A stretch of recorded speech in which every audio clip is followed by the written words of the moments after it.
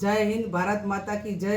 જય જવાનના નારા સાથે ગઈ રાતે ભારતીય સેનાએ પાકિસ્તાનના જે આતંકવાદીના જે બંકરો હતા એ મિસાઇલથી ઉડાડ્યા અને ભારતીયો સમગ્ર દેશની એક માગણી હતી કે પાકિસ્તાન અને આતંકવાદીઓને કંઈક પાઠ ભણાવે. ત્યારે સેના અને સરકારને અભિનંદન આપીએ છીએ.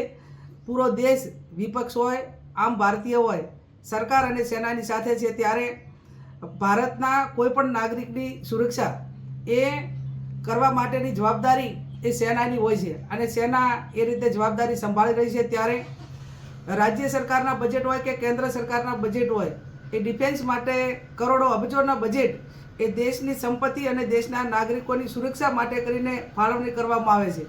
ત્યારે હું અભિનંદન આપું છું દેશના જવાનોને. એમની મનોબળ વધારવા માટે તમામ ભારતીયો સેનાની સાથે છે.